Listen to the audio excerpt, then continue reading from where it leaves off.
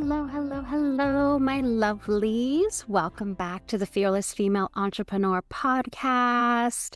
A funny story, I have been recording a few episodes today, and I was in the middle of the recording a podcast episode, and oh my gosh, I feel like I already recorded this one. I feel like, did I record this one? And it was one that it was the last one that I just put out last week about the coaching industry. So it was very to my heart, I was very vulnerable in it. It was very close to my heart. And I realized I paused the recording and I went back, and not only did I record it, but I also edited it. That is, I guess, how powerful and traumatizing, not traumatizing, I guess that's the wrong word, but how impactful that episode was, that I think now that I remember, I recorded it a week prior when I was kind of had the courage to record it, and I edited it right away. And so it was just really funny that I had totally forgotten that I did that. So anyway, that's what happens when you have so many tabs open in your brain and you're talking about something that makes you a little bit uncomfortable. It's kind of like my brain shut it out for a moment. But if you haven't listened to that episode, definitely go listen to it. I talk about my honest opinions about the coaching industry, how it's changed dramatically, not necessarily for the good over the past few years, but just my views on it, what I believe the coaching industry is all about, why I still believe in it, and all that. So anyway, go listen to that episode. Just a funny story to start off this episode.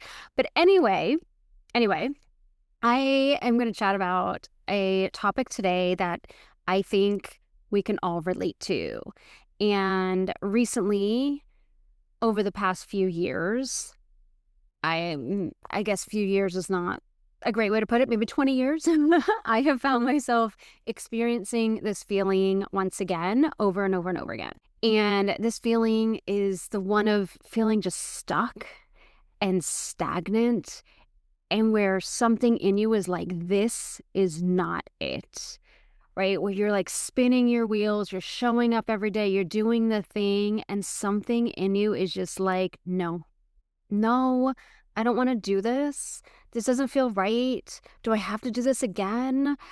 Isn't there another option?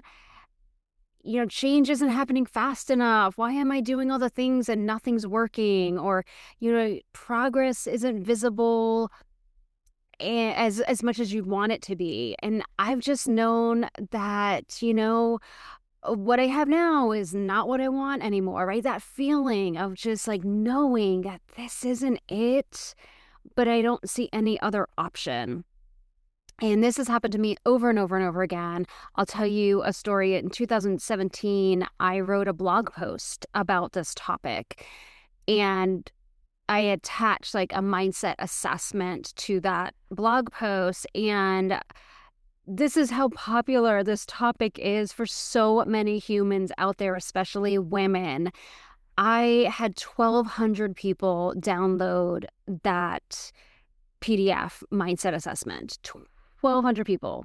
That's how many people got the assessment, joined my email list, because this topic is just, we all know what it feels like, and it doesn't feel good. So I want to dive into this topic of feeling stuck and stagnant in your life, in your business, in your career, and even in your relationships. There's nothing as heavy and daunting and frustrating as feeling stuck and struggling to figure out what to do next, or if there's even any way that you can make a change. Anything you can do, feeling like you can't really do what you want to do, or maybe you don't even know what you want to do because you feel like this is the life you should have been living, right? Or should be living now because of the shoulds. So before I dive in to the why behind, feeling stuck and the questions that are going to help you get unstuck, I want to share a few personal stories on how I've experienced and worked through moments in my life where I just didn't know how to move forward, but I knew where I was wasn't where I wanted to be anymore. And the truth is this is going to happen throughout our lives. We are humans that are on this, we grow, right? Our whole journey here is about growth and learning and expanding ourselves. And sometimes we are just, one, not where we're supposed to be, but also two, we just outgrow where we are now. But it all depends on what that mindset box is that we live in. Are we willing to see beyond it? Have we trapped ourselves in that box? Or are we willing to expand beyond what we've been living for so long? And, stuck and stagnant, they're just adjectives to describe when we've overstayed our welcome. It's our soul just craving more. It's different. It's like a warning signal. And I think of it as, I've learned my lessons here, and now we need to find new things to challenge me. And I'm not sharing my stories as examples of me being someone who has it all figured out, because I don't, or someone who took one bold leap and never looked back and it was all roses. I'm coming to you as someone who knows that feeling so well. It's like that best friend that comes back and you really don't want that best friend to come back. And I've gone through it multiple times in multiple ways. And I want you to hear my story because I have a feeling parts of it are going to sound a little familiar and resonate with you. So back 16 years ago, I was in a career as a nonprofit fundraiser. And I remember that feeling when it crept up. The first time I felt like I hit that wall of being bored and restless and unhappy and stuck in that career that I just did not love. And I was event planning and I was fundraising. And at that point, I'd probably been doing it for about 10 years. And I was commuting into Manhattan every single day from Long Island. It was an hour and a half there and an hour and a half back. And on paper, it was fine. I was good at my job. It was a stable job. It was a good career. I knew what I was doing. But inside, I was absolutely miserable. I was miserable. I would look at these people on this train with me that would commute to Manhattan, an hour and a half there and an hour and a half back. And you knew everybody and you got on the same train in the morning. You got on the same train home at night. And I look at them and they, getting to know them, they had been doing it for like 20, 30 years. And I thought, oh my God, shoot me. Oh, I cannot be doing this for 20, 30 years. I felt like I was wasting my life 3 hours every day on a train to a job I didn't even enjoy, right? It's different if you're commuting that long, of a time and you're going to something you really love to do. But I was like, I cannot do this. And I knew I was just truly deeply unhappy. And this is the part where you might laugh, because honestly, looking back, I laughed too. I was so desperate. It was like I needed a pause button to figure it out because I didn't know what came next for me. I didn't know what my options were, but I was so desperate to get out of this career and out of this office and away from the organization I was working for that I elected to have foot surgery. Not because it was urgent. Was I in pain? Yeah, I wasn't in agony though. In fact, the foot that I opted to have the surgery on, because I needed to have surgery on both feet, the foot I opted to have a surgery on wasn't even the worst foot, right? It wasn't even the worst, whatever. But I was just like, it's time to have surgery on my foot. I knew I would have to have it sooner or later anyway, but I was like, if it meant I was going to be out of work for a full month healing, I was like, let's do it. I just need a pause. I need out. So I chose surgery over showing up to my own life. I just let that sink in. Like I opted to go through this like big surgery. That's how done I was. I felt like this walking zombie on this endless hamster wheel.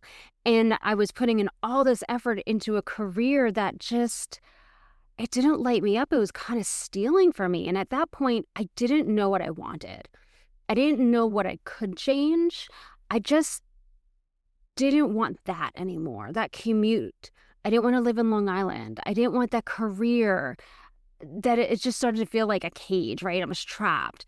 So I made the only change I could wrap my head around. So while I was laying on the couch watching movies, I was also plotting my escape or my next venture. And so a friend of mine had moved to Rochester, New York, and I went to go visit her and I loved it. And I decided I'm going to move to Rochester, New York. And yes, I went back to the same career, but it was a new city. And I told myself a change of scenery would fix it. And I kind of knew in the back of my head that it was like I called it my layover, right? My connecting flight to where I was going to end up. And I thought, like, this is going to make me feel unstuck and unstagnant. Like, I'm going to find myself. I'm going to be lit up by this change. And spoiler, it did not. But I knew staying where I wasn't going to give me the clarity I needed. I knew I needed to move. I knew I needed to shake something up. I needed to get out of the box that I had been living in on repeat for so long, the box that I created for myself so that I could start seeing what other options were out there. And I knew if I stayed, nothing was going to change. Even if I changed jobs, right, nonprofit organizations, it was just going to be the same thing. And I just went back every day to look at those people that were commuting on the train and thought they were fine with it. I was not. And I couldn't do that to myself. So here I was. Example number 2 of being stuck in my own life. There I was in Rochester, New York, still in the same career that I didn't love, in a city that, no offense to anybody who lives in Rochester, there are some really, really great things about Rochester, New York. I will say that. But it did not feel like home. I used to call it the city without a wow factor. Like, their city was really cute, but everything had moved out of the city. So nobody was living inside the city center. Nobody worked in the city. It was just like this vacant city. It was just nothing to write home about. And that stuck feeling, it didn't go away. It got louder. And I remember this one particular moment. I don't remember how long I was there, but it wasn't that long, maybe a month or two. And I found myself sitting and staring at this blank wall. I wasn't meditating. I wasn't watching TV because I don't even think I had a TV at that point. I don't know. I wasn't thinking productively.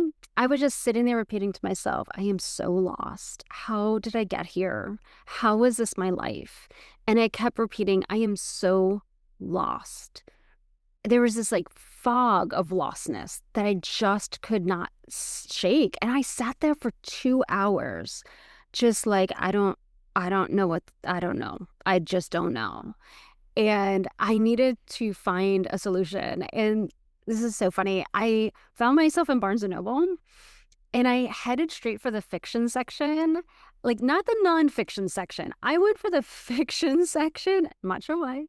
I was literally searching hundreds of books, right? Not just 1 or 2 books, hundreds of books, reading the back of every single book, looking for a character whose life looked like mine, like that she felt so lost and she needed to figure out her life. And I just thought to myself, if I can read about a character and how she did it, maybe I can figure it out. Like, that's how lost I was. I was like outsourcing my clarity to a made-up person in a book. I was so desperate. I don't even know what I was thinking. I just wanted somebody to tell me. I mean, I think at one point I literally put into Google, what should I do with my life? That's how desperate I was. And then someone that I'm obviously so grateful for at work suggested I hire a life coach. And I had no idea what a life coach was. Like, what's a life coach? Like, is that a real thing? What do they do? But they gave me a recommendation for a life coach. And at that point, I was like desperate. So I booked my first appointment. Her name was Lynette Loomis. And it changed everything. Like, working with a coach was the first time I actually started untangling all those fears. It wasn't just fears, right? It was just the way I was looking at life and all the things I had embodied. Everybody told me, right? I needed a job with a 401k and an insurance and benefits, and I needed something stable. And so because that was so melted, molded into my brain, I didn't think of any other options. I didn't think of owning my own business. I didn't think of the things that were possible for me. I just thought I had to either choose another career, right? Like another 9 to 5 job at a cubicle. Like, so if it wasn't nonprofit fundraising and event planning, it was something else that I was going to sit at a desk and do. And I just started to get that clarity around what I wanted outside of the box. And I started making space in my life to explore those things. I started getting out and trying new things. I started to do more yoga. I was going to meetup groups. I was meeting new people. And my world expanded so much. And somewhere in all of that process, I realized this is what I want to do, what Lynette does. Like, I don't want anybody else to feel this stuck in their life, to feel like they don't have what it takes or they can't do the things they really want to do. I wanted women specifically to be able to see the options for themselves, to see what's possible for them. All those little things of I want something more. I wanted to help them discover that and feel like they could do that. I wanted to be that person that helps someone else find their way out of those blank wall moments, those moments where they feel like, how did I get here? Is this it? And I dared to dig deeper. I dared to see things differently. I dared to do the inner work to untether myself from all the limits that I had put on myself. At that point, I was 32 years old of like believing things and holding on to things that weren't serving me, at least anymore. They probably served a purpose up until that point. But the moment I felt stuck in my life, it didn't end there. It got better. It did get better for a minute, but we're in this messy middle, right? We're always growing. We're always changing. And I think that's the part that people leave out. It's not the clean, triumphant version of life, right? It's not, oh, I was stuck and then I had this big discovery and I was never stuck again in my life.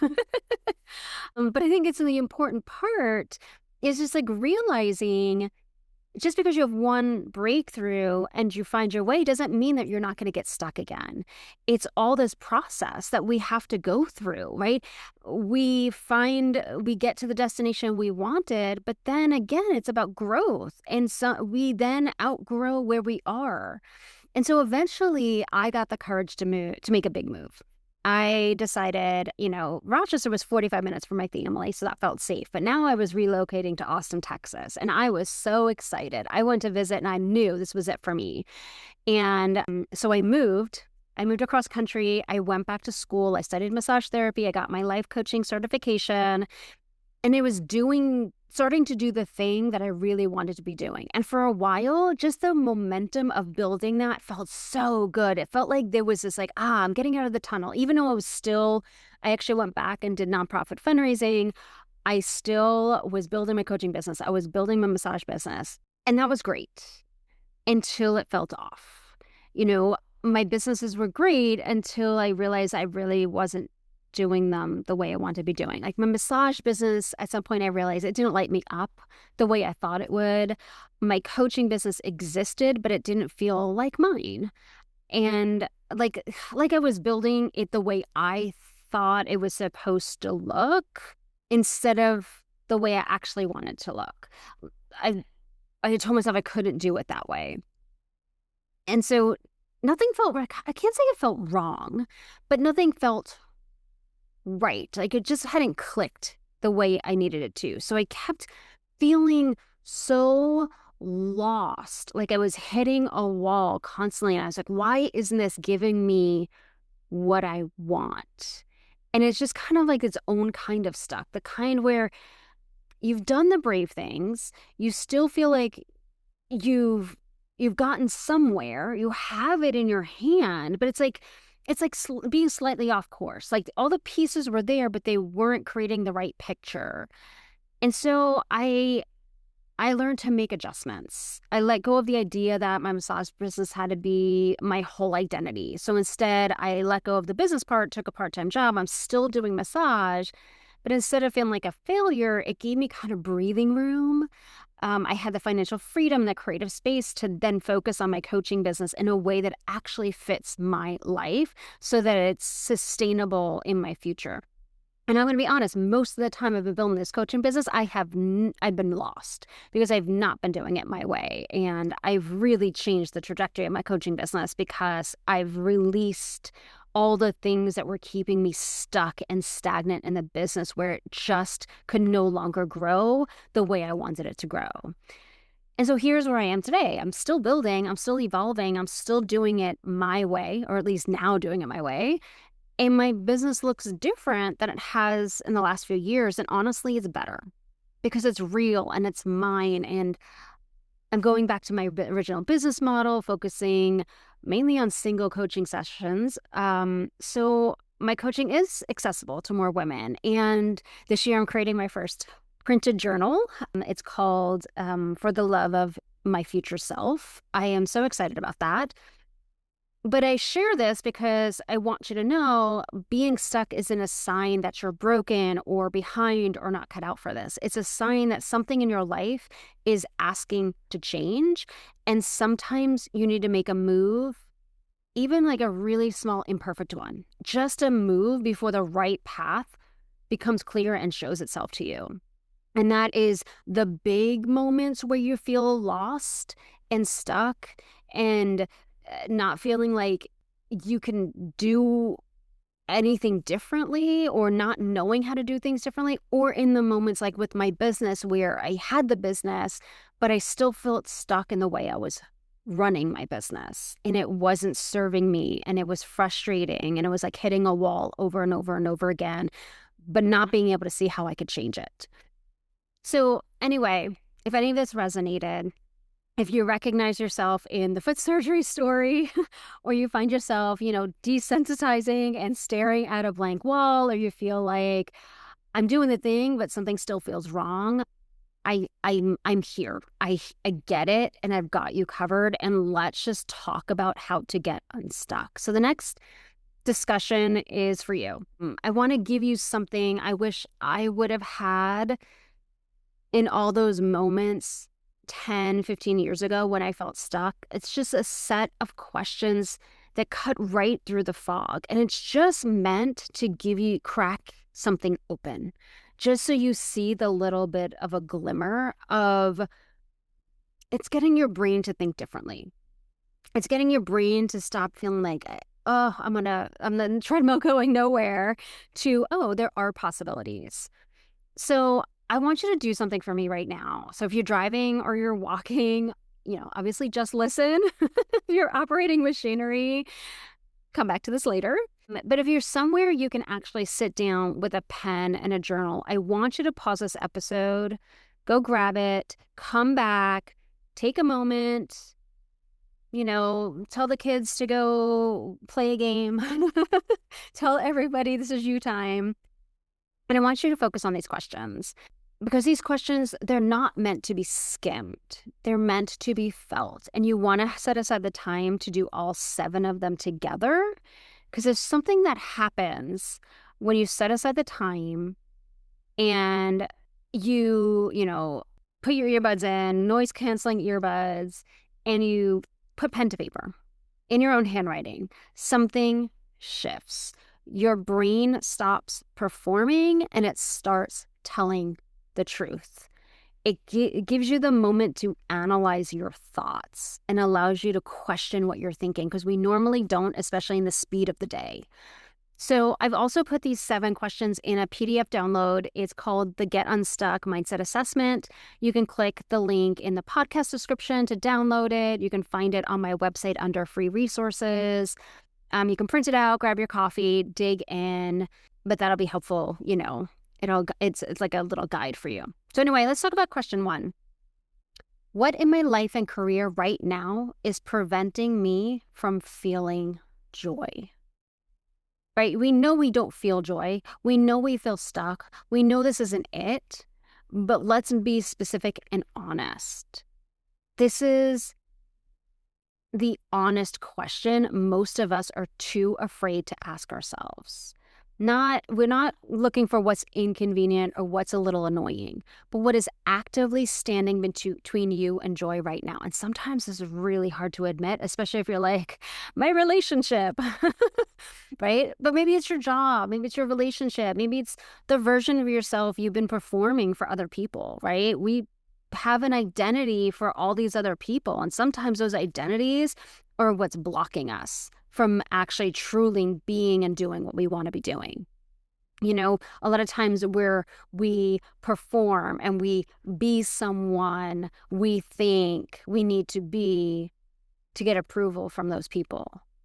Or maybe it's everything. Maybe everything in your life is just blocking you. Maybe you want to sell your home, get divorced, and just move to Fiji, right? Write it all down, all of it. Don't edit yourself. Don't judge yourself. This isn't going anywhere. This is just for you. This is between you and yourself. And the things you name here that have been quietly draining you, and then taking them and naming them and writing them down, it's your first act of taking your power back in your life and claiming, this is what I don't want anymore. We are good at dreaming for the most part. We're not good at saying the words, I don't want this anymore, because we feel like there's some kind of judgment attached to it. Like we should be grateful for what we have. Yeah, we can be grateful for what we have and still want something different. Question number 2, what do I wish my life looked like? What do I wish my life looked like? I want you to flip what you just wrote down. You just named all the things that are blocking your joy. Now I want you to dream a little bit. Dream without restrictions. This is where I said before, like, we're good at dreaming, kind of. We're good at dreaming, but a lot of times we put limits on ourselves. Only we allow us to dream just as far as our box allows us to. I want you to really dream, not the responsible, well, realistically, I could probably type dreaming. I want the one you think about when you're staring out the window or lying awake at night. The one that maybe you're afraid to say out loud. Like me, if you were to go into Barnes & Noble right now and look for a book that told your story, what is the story? What is that character living?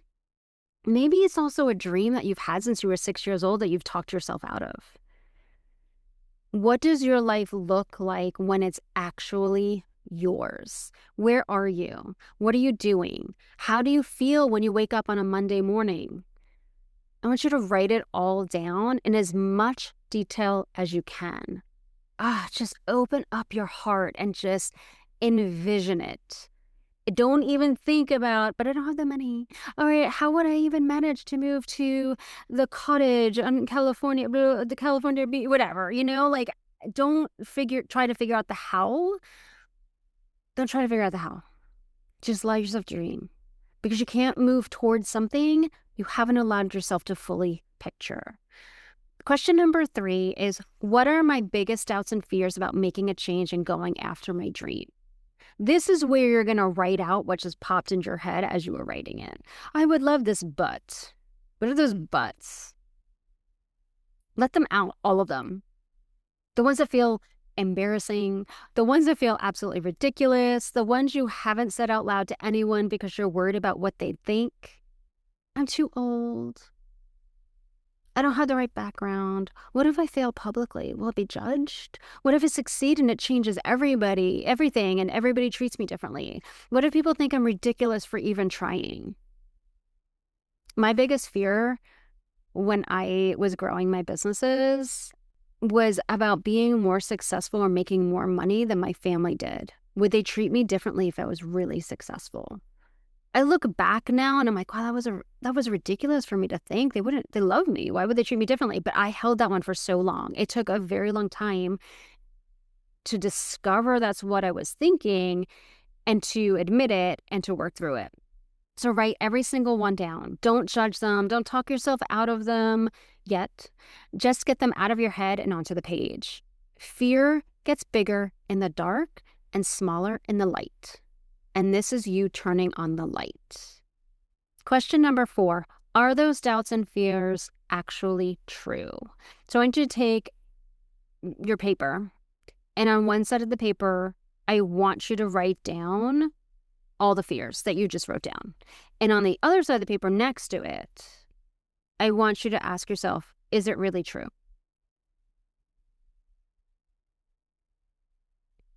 Or is there a story you've been telling yourself on repeat for so long that it started to feel like truth?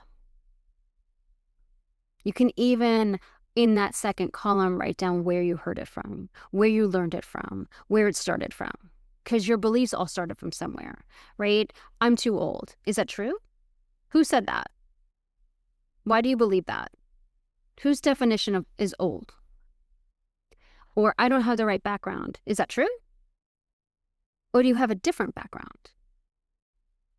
One that's actually unique and natural. I had a client, because she didn't go to school for design, she thought she didn't have enough education, but she had such a natural talent for it. It just oozed out of her. And we had to really break down that she didn't need to go back to school because she already had the natural talent. Why are you qualified? If you think something like, I'll probably fail, is that true? Or is that fear doing math it's not qualified to do? Is fear being like, well, you'll fail because let's see, let me scrap up some things from your past. Let me tell you some other story, right? Most of our fears don't survive honest scrutiny. It's like poking holes in cheese and making it Swiss cheese. We need to poke holes. We never actually take the time to scrutinize our thoughts and our beliefs and our fears. We just feel them and assume they're right. We take them at face value. We need to take them with a grain of salt. This question is basically your chance to push back on your limiting mindset. So go through each of those fears and cross off the ones that crumble under the spotlight. They no longer hold weight, because I promise you, most of them will. Question number 5, whose voice is telling me I can't do this? And is it actually mine? Here's what's interesting. Now that you've looked at your fears and started to poke holes in them, go deeper, because if those fears aren't really true, where did they come from? I remember I was giving a massage to somebody and I was having money mindset issues. And I don't know why it popped into my head. I was really thinking about the things I think about money. And I was just randomly in a massage one day. I'm like, who told me that? That's such a weird belief to have. I started to really analyze it, and I realized it came from my family. And we all have beliefs that serve a purpose, and I'm sure it served a purpose for my family. But when I really looked at it, it made no sense. But I had held on to it and filtered all of my money stuff through that belief for so long, it felt natural. But then when I started asking questions, I was like, well, that doesn't make sense. When you hear a voice that's telling you you can't do this, or who do you think you are, or be realistic, a lot of times it's another voice. It's somebody else or something you've read somewhere, a mentor, a family member, a friend, a teacher. Somewhere along the way you heard it and embodied it. It might be a parent who prioritized security over passion, a teacher who told you to be practical, a culture that taught you that wanting more was selfish and ungrateful, or a friend who projected their own fears onto your dream. It could be any situation. Most of the time, they're not our belief. I had a client who, she really wanted to get out there and sell her business and talk about it, but she had this fear of presenting. And when we looked at it, it went back to, she was in, I think, college or high school, and she did a presentation, and her teacher told her that she wasn't great at public speaking. And that became the filters that she lived her life through. There's always an origin to the story. The things that keep us stuck are even ours, and they suck. It sucks. We inherited them, we absorbed them, and we're carrying them around like they're facts. And that's how we're shaping our life. So write the voice down, name it, and then remind yourself that voice got you this far, but it doesn't get to decide what happens next. That part is yours. So question number 6, what will I lose if I don't go after my dream? And I saved this one for here on purpose because by now you've named the joy blockers, you've pictured the dream, you faced the fear, you busted it open, and you trace back its roots. And now I want you to sit with the cost of staying exactly where you are. This isn't about scaring you. It's about respect. Respect for your own life and your own time. You have one short life to live.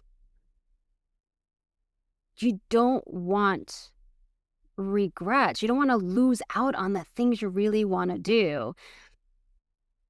Staying stuck has a price just as much as going out after what you want, right? There's a risk in both of them. Which is the risk you want to take? Staying where you are is just a quieter, slower price than the fear of change. And because it's quiet, we tend to ignore it. It feels safer to stay where we know. So don't ignore it right now. Think about when you're in your 90s, laying in bed, reflecting on your life. What will you feel like you missed out on? What will you lose by not being true to yourself and doing what you want to do? What will you regret? If you go out after your dreams and dare to make a change, will you miss the years of work that drained you? Will you miss the chance to build something truly yours? Will you miss the chance and the opportunity of meeting that version of yourself you know that's in there, waiting patiently, maybe a little bit less patiently now that you're feeling stuck, to do something different? Feel it. Let it be uncomfortable for a moment. If I don't go do the thing I want to do, if I don't make a change, what's that going to cost me? Because sometimes the most motivating thing isn't the bright, shiny vision of what could go right and what our lives can look like. It's honestly clear-eyed reckoning with what continues to go wrong if nothing ever changes. How long do you want to live in that stuck and stagnant? I know for me, I couldn't. I can't. When I am stuck, I cannot stay there. It is so uncomfortable and it's so unhealthy. And what's the price of staying there? Okay, so get uncomfortable, take a deep breath. It's okay, but be honest with yourself. Finally, the last question is, what is one small step I can take today to move closer to my dream life and business? Not next month, not when you feel ready, not when everything lines up and it's perfect, because that'll keep moving, right? Like that, the goalpost is going to keep moving. When I'm ready, when I'm ready, when I'm ready. Today's the day. And it doesn't have to be big. I think we think we have to make this change overnight. Quit your job and go do the thing. Pack up and move across country. Get a divorce right now, right? No, it doesn't have to be perfect. It doesn't have to be polished. It doesn't have to be impressive. It just has to be real. It just has to be now. One small thing. Go explore a new option. Book a call. Write your first paragraph if you want to write a book. Tell one person your idea of what you're thinking of doing. Go find people that are doing the things that you want to be doing and watch them. Get to know them. Research the program that you want to join. Take a walk and actually let yourself think outside of your little box. And don't judge every action you take. Just take the action. It's just a jumping off point that you'll grow from. It's just to tell yourself, show yourself that little steps aren't scary. They're not going to kill you. They're just going to help you grow. It's like the first pancake, right? The first ones always come out wonky, and then the rest are so much better, right? So you got to take the little steps that feel uncomfortable and unnatural and what am I doing? This is scary. But then as you step closer into it and you start to do more toward what you want, or just explore and do new things, that just becomes part of who you are. And it becomes easier to think outside the box and live outside the box and create a new box. Momentum doesn't have to start with a grand gesture. It starts with like one small step, right? That's it. I choose myself today, even just a little bit, even just this once. Getting unstuck and feeling unstagnant takes movement, right? If you want to be outside of the quicksand, you've got to actually move to get out of the quicksand, right? If you're stuck, you have to move. You have to create momentum. You have to do the thing. You have to get out from where you are now. And maybe you can't quit your job right now. Maybe you can't leave your career right now. You can create a side hustle. You can go explore. You can go do other things that open up your life a little bit more. So it gives yourself more purpose, more passion, more energy. And then tomorrow you choose yourself again. And the next day you choose yourself again. That's all it takes. So there you are. Your 7 questions. And if you just listen through, I want you to gently nudge yourself to go back when you actually have time and set aside time, light a candle, get your favorite coffee or journal, print out the Get Unstuck assessment workbook, and write your answers down. Don't let this be like another podcast episode that felt good in the moment and then faded into the background by the time that you got to your next errand, and then you still waking up the next morning and feeling stuck. Just grab the assessment workbook or grab your journal, press play again, write out all of the questions, let yourself answer them honestly. And then once you have that, you'll probably find some of the answers surprise you. Maybe they confirm something you already knew deep down, but hadn't let yourself fully admit and be honest about, or actually like say it out loud. Maybe you're sitting with a little bit of discomfort right now, a little guilt for wanting something that maybe others wouldn't approve of. And if you are, I want you to know that's exactly the sign you're looking for. Discomfort means something kind of shifted. You didn't stay in safe. And something shifting means you're no longer exactly where you were when you press play on this episode. And that matters. That is an opening. It's an awakening. And now here's the part where most people get tripped up. They do the journaling, they have the breakthrough moment, and then they feel the fire. And then life happens, right? You have to go make dinner for the kids. The work emails pile up. And 2 weeks later, that journal or the workbook is under a pile of stuff on the nightstand, and the answers feel far away again. And I want you to give yourself 3 very simple things to do with what you just uncovered.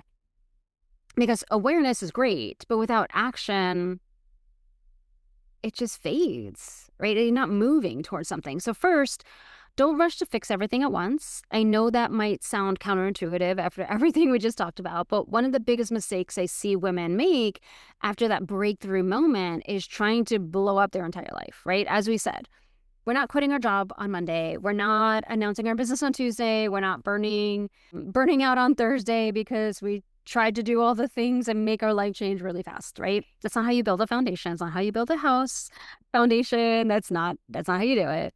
You just have to do something. One thing a week, one little shift when you have time.